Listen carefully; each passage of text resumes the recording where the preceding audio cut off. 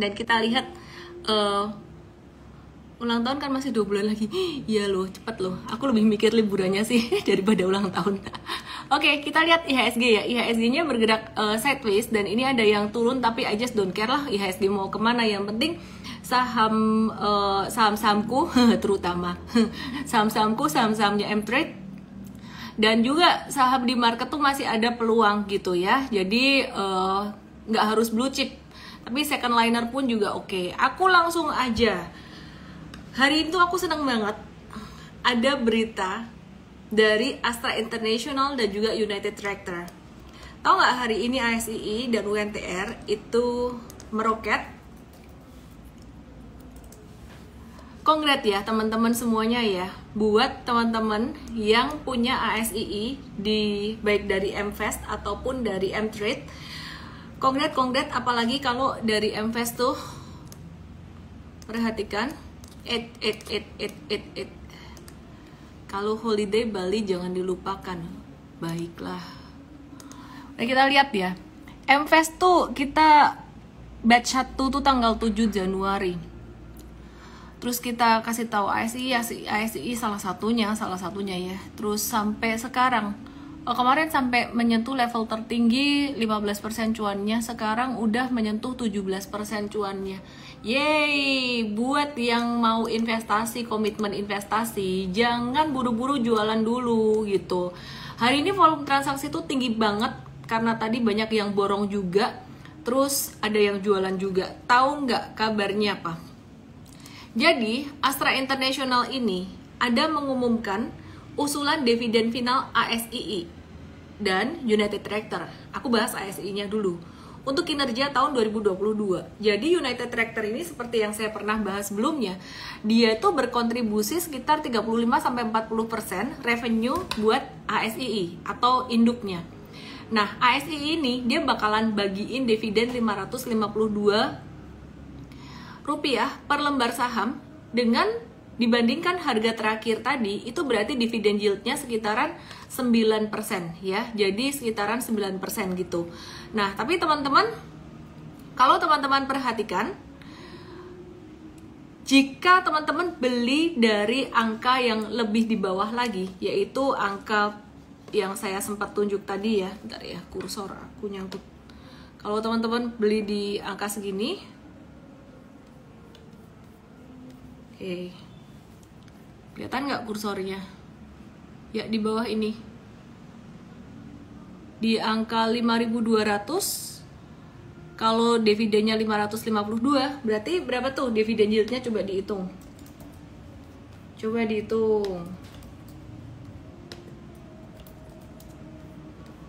Sekitaran berapa? Lebih dari 10% ya? 10-11%an ya?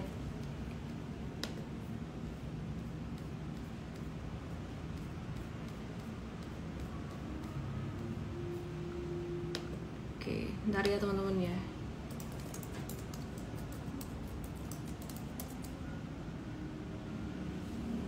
Ya, jadi sekitar 10-11%an dari harga bawah di sini.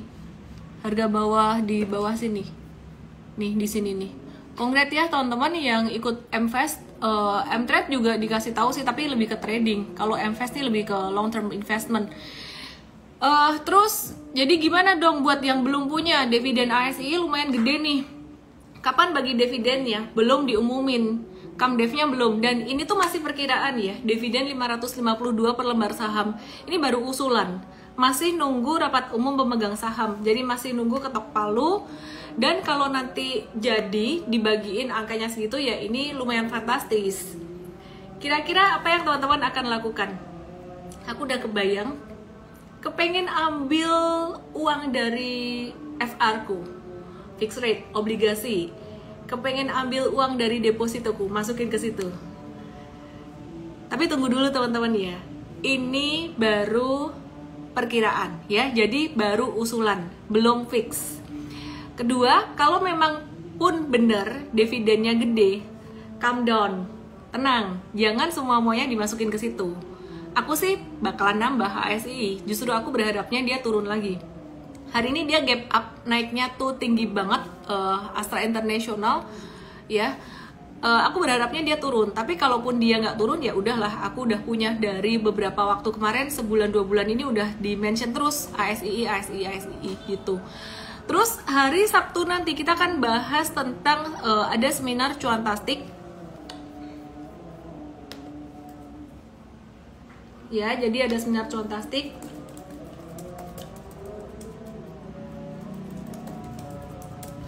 Sabtu nanti ngebahas tentang apa? Ngebahas tentang dividen. Jadi ngebahas tentang perusahaan-perusahaan apa yang tahun 2023 ini bakalan bagi dividen jumbo selain ASII dan United Tractor. Mungkin teman-teman berpikir, wah ini sektor pertambangan di batubara, ternyata ada loh sektor lain yang bakalan bagi dividen banyak juga gitu. Dan strateginya gimana untuk mengantisipasi dividen trap? Oke, sekarang kita bahas lagi Astra International ya.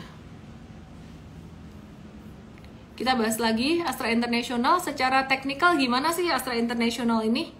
Nah, teman-teman perhatikan, kalau secara teknikal dia itu udah hampir kena resisten kuatnya di 6325 sampai 6350-an. Terus 66 nih juga ada resistennya. Bakalan cepat sampai ke 66, nggak lama deh. Kemungkinan di bulan Maret ini udah kena. Kalau ada turun dikit pun ASI ini dia bakalan turun sampai ke 6 ribuan, abis itu dia akan naik lagi. Jadi 66 ini dia merupakan high yang didapat dari 11 November 2022 ya. Jadi aku kan ada invest ASII itu.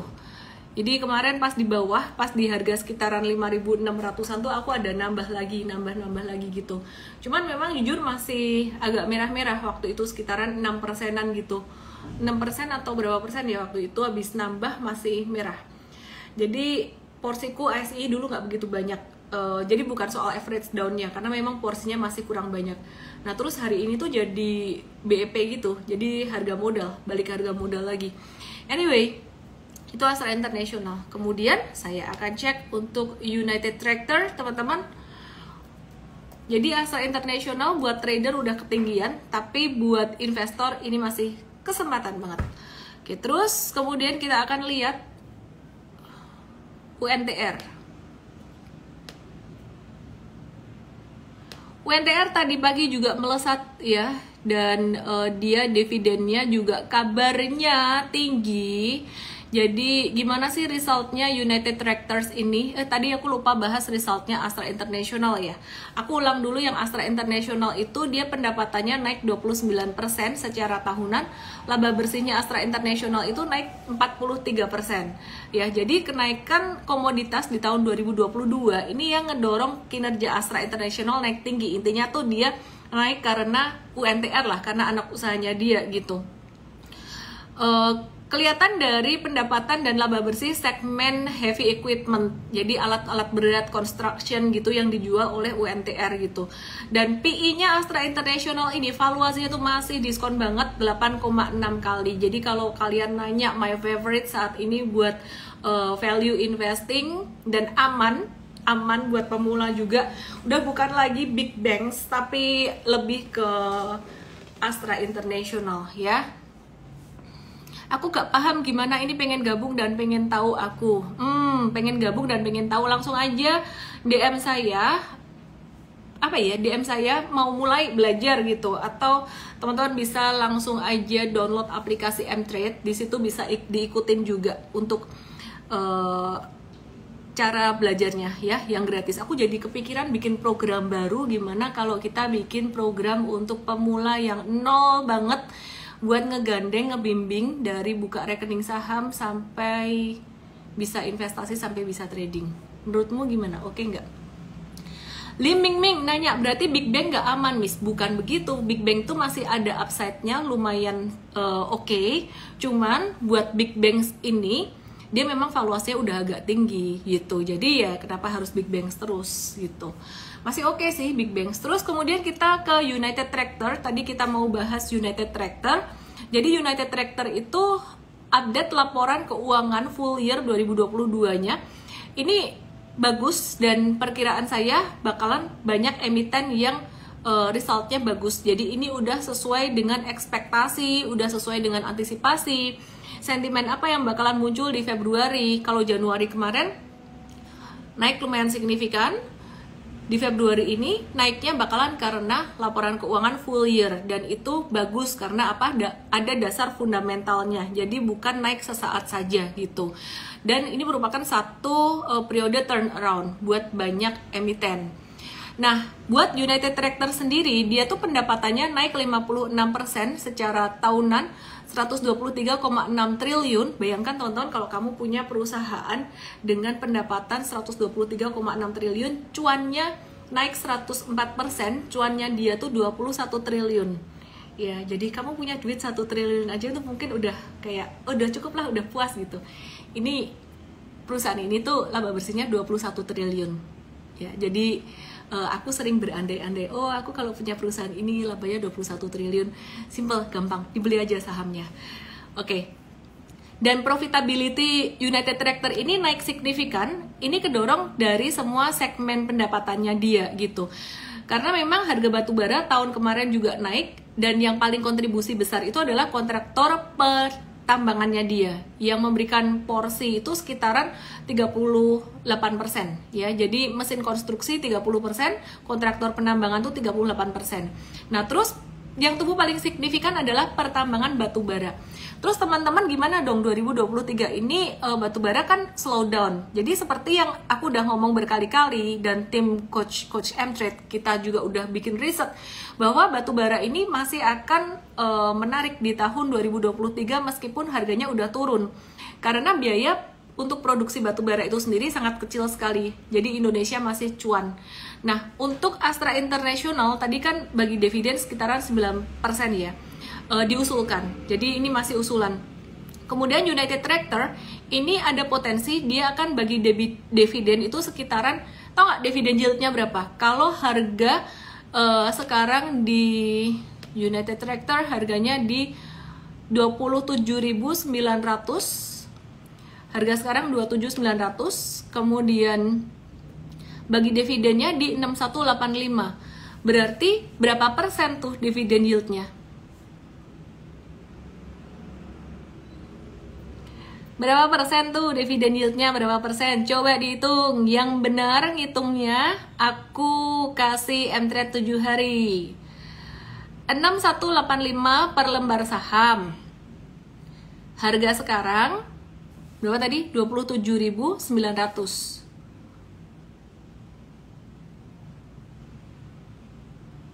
Berapa persen?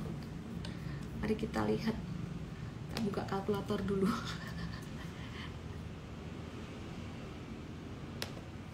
Berapa? 6185 dibagi 27.900. 22%, 22, ya yang paling mendekati ya DRWL1M. Terus mana Sunly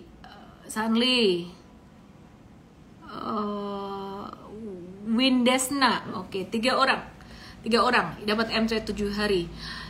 Ya teman-teman, jadi itu dividen yieldnya kok gede banget sih ya, kok gede banget. Nah sebenarnya teman-teman, meskipun kayaknya gede ya, tapi ini baru usulan, belum diputuskan. Jadi masih nunggu rapat umum pemegang saham pada bulan April nanti. Terus secara historis Astra dan United Tractor ini biasanya tuh bagiin dividen pada bulan Mei dan juga bulan Oktober tiap tahunnya. Terus United Tractor biasanya bagiin dividen pada bulan April dan juga bulan Oktober tiap tahunnya. Jadi ditunggu pada bulan-bulan tersebut. Cuman kalau menurut aku belinya jangan pas deket-deket bagi dividennya. Biasanya naiknya udah tinggi. Dan aku nggak tahu ya ini trap atau bukan. Ya maksudnya ini cuma sekedar berita atau bukan. Jangan nanti udah beli terus nggak naik gitu. Aku sih beli Astra International bukan karena kemarin denger dividen tinggi atau apa. Karena memang menurutku ini perusahaan bagus dan valuasinya lagi ke diskon banget. Kemarin kena sentimen investasi di GoTo gitu. Cuman kalau GoTo sendiri tuh ada sentimen bagus juga. Dia akan mulai positif katanya loh ya, akhir tahun ini tuh dengan EBITDA disesuaikan positif. Nah nanti aku bikin konten reels deh, naik hari ini atau naik besok gitu untuk GoTo. Jadi pantau terus reels aku dan juga story aku ya. Terus masih bicara tentang United Tractor dengan dividen per share-nya di angka 6.185. Ini baru usulan, dan ini tuh yang menarik, dia tuh lebih tinggi dari earnings per share.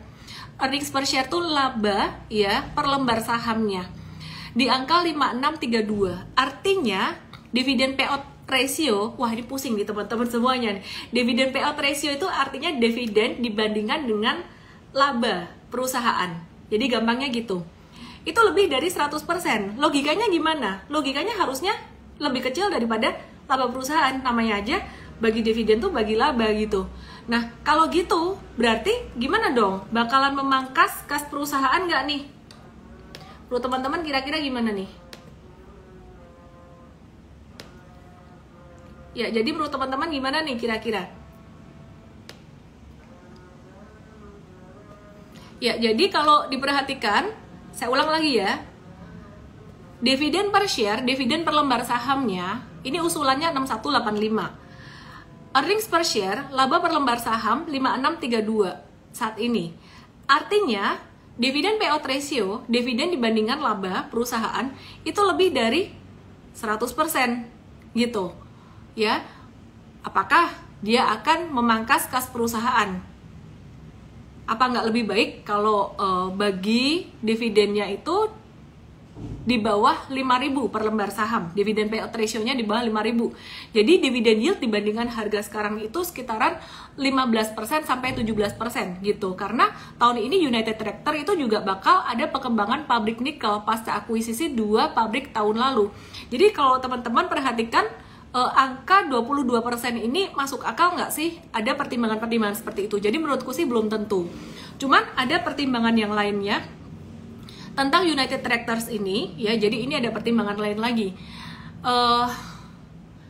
Kalau dilihat dari saldo ditahan United Tractors itu bisa sampai 71 triliun. Ini bisa jadi kesampaian dia akan bagiin dividen dengan dividen per share itu di 6.185. Nah, kalau misalkan nih dividen per share-nya anggaplah 7.000, itu dividen payout ratio-nya total bisa 24%. Artinya akan ada tambahan sekitar 6 triliun rupiah. Jadi ini jumlahnya hanya 8% dari laba ditahan yang belum dicadangkan. Bingung nggak?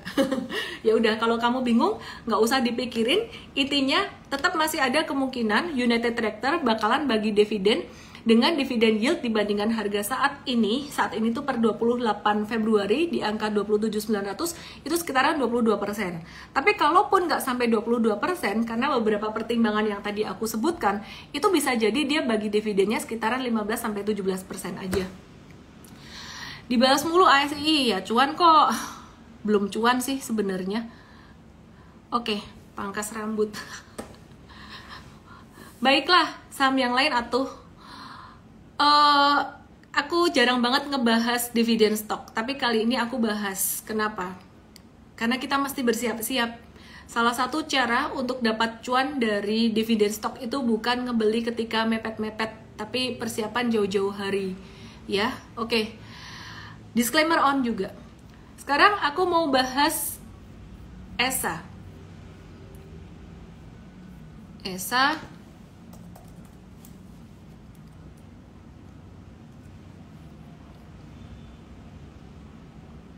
ESA secara teknikal hari ini tuh udah lumayan tinggi dan kita udah profit taking untuk jangka pendeknya. Tapi jangka menengahnya kita masih ngehold untuk ESA. ESA ini juga keren banget dia, laba bersihnya dia itu sekitaran 894% year on year ya. Jadi laba bersihnya naik 894% secara tahunan atau year on year. Terus pendapatannya ESA sendiri, revenue signifikan. Karena apa? Karena dia kedorong realisasi harga amonia itu yang naik 91% secara tahunan. Di tahun 2023 nanti gimana? Nggak tahu sih. Cuman ya kayaknya ada potensi dia akan bagi dividen juga gitu. Hari Sabtu nanti kita akan bahas tentang dividen stocks ya. Jadi teman-teman langsung aja ke mtrade.id/cuantastik, mtrade.id/cuantastik, supaya teman-teman bisa tahu emiten apa aja yang potensi bagi dividen jumbo. Menarik banget, kenapa? Karena menurutku ya, daripada spekulasi di investasi bodong yang enggak, mendingan tuh spekulasi, kalau sama-sama spekulasi itu di dividend stocks gitu. Oke. Kita mau lihat sekarang Java Comfort. Jadi kalau ESA tadi secara teknikal udah agak tinggi secara tradingnya, swing trading. Cuman untuk jangka menengah panjangnya kita lagi masih nge-watch juga. Saya lagi masih nunggu retracementnya buat ESA. Sekarang aku akan bahas Java.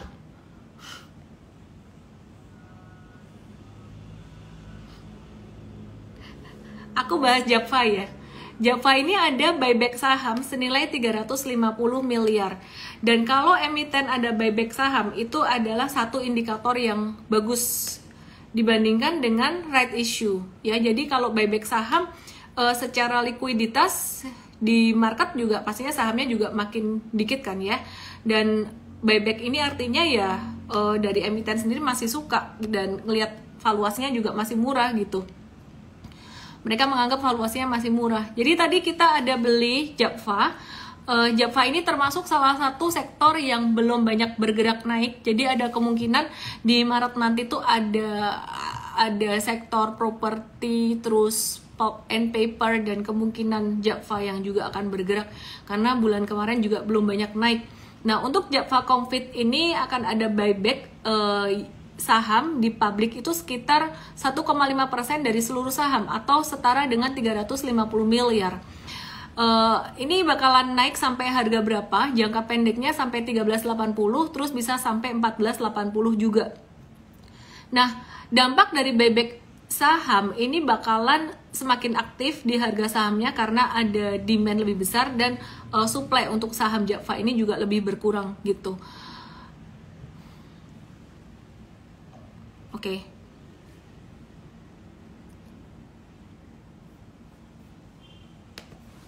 Yang baru IPO, PGEO, aku coba cek Pertamina Geothermal Energy. Biarkan aja dia turun dulu. Biarkan saja dia turun dulu. Jangan nangkep pisau jatuh.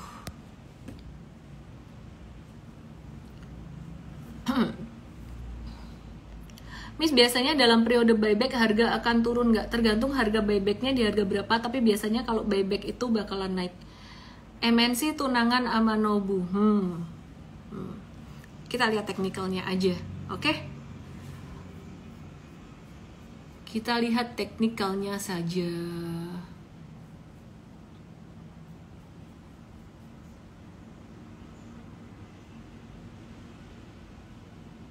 Besok tuh bakalan ada rebalancing MSCI Indonesia, besok tanggal efektifnya. Jadi ada deletions Arto, ini yang bikin Arto turun. Kita udah kasih tahu, udah umumin beberapa waktu kemarin sebenarnya.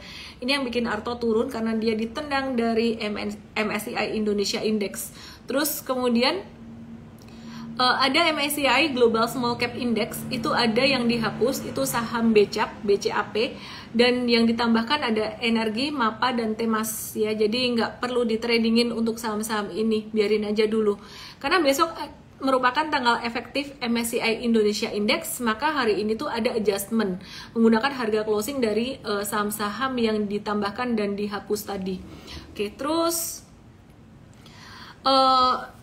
properti gimana kabarnya? Properti itu jadi salah satu watchlist M-Trade beberapa hari ini ya, baik untuk trading jangka pendek, menengah maupun panjang. Tapi kalau untuk trading jangka pendeknya lihat real time aja di M-Trade ya. Aku mau kasih tahu ada sentimen positifnya buat sektor properti ini. Ini dari risetrumah.com. Ini industri properti udah mulai recover ya. Jadi tren pencarian properti untuk harga di atas 1 miliar ini masih terus naik dengan mayoritas pembelian konsumen itu menggunakan KPR mencapai 75%. Dan teman-teman, satu hal yang sangat penting yang perlu di-highlight adalah sektor perbankan, terutama perbankan besar, itu lagi kelebihan likuiditas seperti yang saya mention di dalam video resesi yang dipost di bulan November kemarin ketika banyak orang lagi ketakutan resesi. Ini dari tim riset M-Trade juga ya yang saya mention, jadi I don't want to take the credit just for myself, ini kerja tim, bahwa waktu itu disebutkan saham perbankan, sektor perbankan tuh bakalan diuntungkan banget ya, jadi bakalan sangat diuntungkan sekali. dan keuntungannya akan mencapai all time high, dan itu terbukti pada result laporan keuangannya kuartal 3 dan kuartal 4 2022 atau full year 2022. Dampaknya apa? Mereka kebanyakan duit. Dan tadi pagi aku ada ngobrol dengan teman-teman aku yang dia salah satunya itu punya agent properti. Dia bilang katanya, wah kasih KPR cairnya kok ini ya cepet banget, disetujuinya cepet banget, biasanya tuh lama banget. Ini dari salah satu bank besar ya, itu disetujui itu cuma 5 hari gitu ya. Mungkin ngelihat profil dari nasabahnya juga bagus atau gimana, saya nggak ngerti gitu. Dari BCA tuh cepet banget, cuma 5 hari. Dan hal ini tuh menunjukkan bahwa bank-bank gede tuh kelebihan duit, kelebihan likuiditas, mau disalurkan kemana. Jadi di sini saya melihat dukungan terhadap sektor properti akan sangat bagus sekali. Ya, jadi tadi pagi kita juga ada bahas beberapa saham perbankan yang lain di morning briefing M-Trade. Oke, jadi itu perlu di watch teman-teman ya. Kita mesti antisipasi buat ke depan. Oke, terus kemudian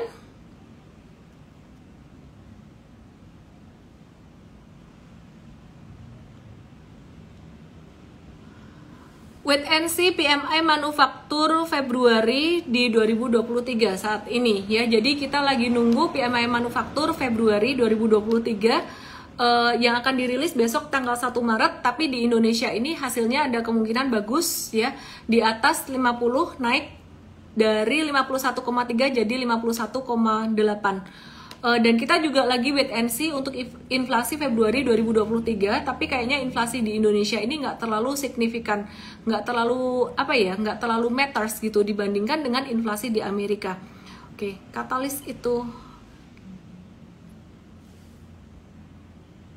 Oke, teman-teman join seminar cuantastik besok hari Sabtu di mtrade.id/cuantastik. Itu kita akan belajar tentang dividen stock. Saya jarang banget bahas dividen stock karena memang ini lagi potensinya untuk dividen stock. Jadi gimana caranya ngatasin dividen trap juga gitu. Oke, aku akan bahas saham apalagi yang mau dibahas ya. Aku nggak bisa lihat kolom question nih. Kolom questionnya nggak tahu kenapa nggak keluar pertanyaannya sama sekali. Jadi nggak keluar pertanyaan sama sekali di kolom question, aku nggak bisa lihat.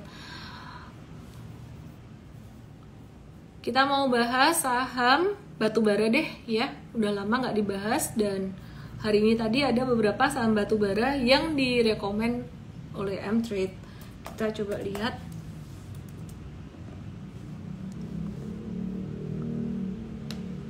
Hari ini ada dikit yang ngeganggu aku, ini habis baterainya. Jadi agak ribet gerakin kursornya, ngeganggu fokus dikit nih. Ini geraknya lambat. Ya. ITMG udah mulai aktif. Dan patternnya kayak gini tuh pattern apa sih? Ini random banget sih patternnya, nggak bisa dikasih nama, double bottom juga enggak, inverse head and shoulders tuh juga enggak.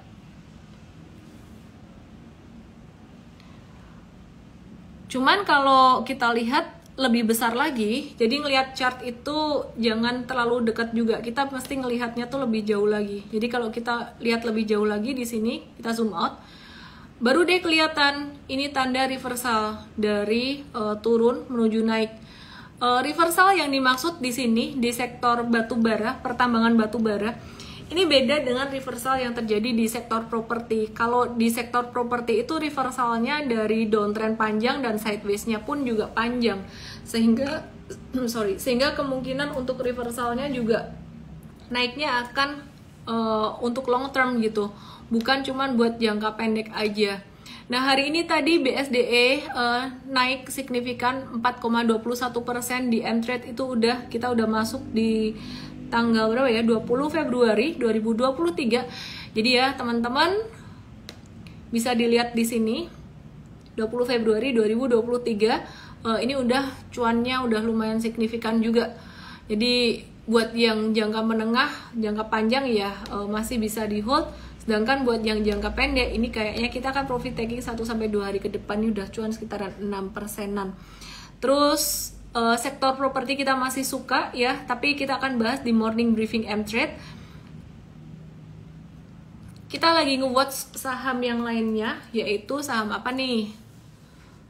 Saratoga. Malah udah dibeli deh tadi. Saratoga. Saratoga Investama Sedaya. Ini Saratoga.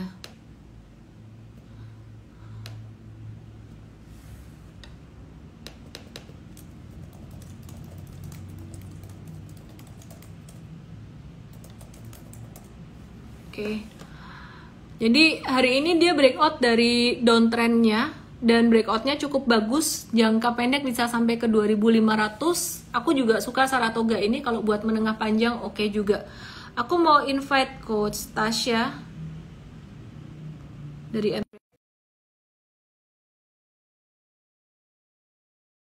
Tasya, yuk Tasya, di approve yuk.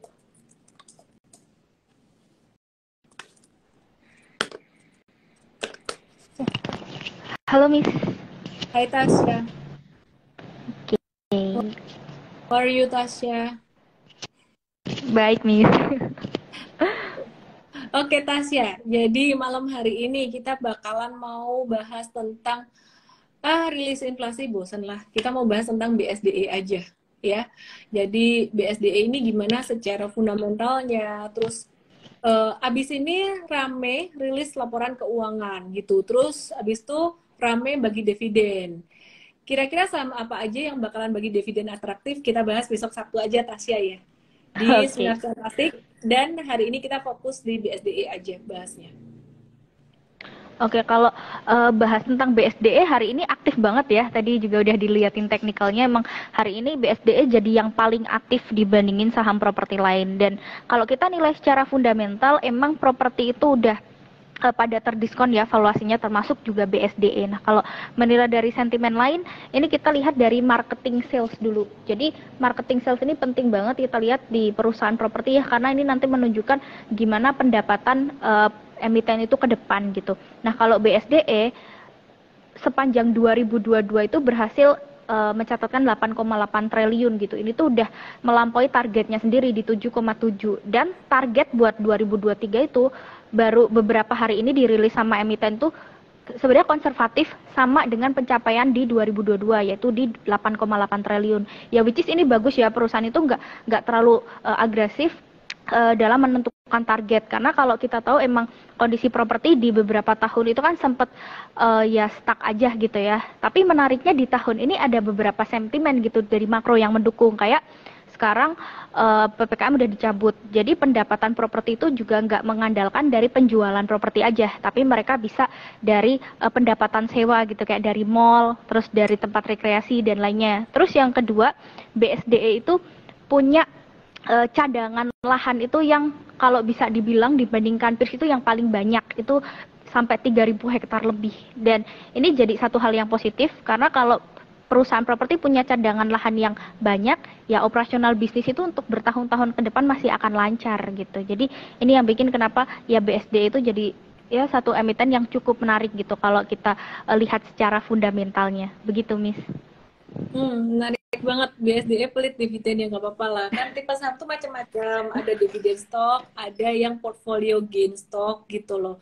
Terus ada yang buat trading, macam-macam. Jadi nggak bisa semuanya disamain. Oke Tasya, buat sektor batu bara nih Tasya, ada sentimen apa Tasya hari ini juga lumayan aktif nih? Sentimen untuk batu bara ya. Jadi sebenarnya kalau dibilang harga batu bara itu kalau nggak salah 3 hari lalu sempat naik 10%-an, Miss.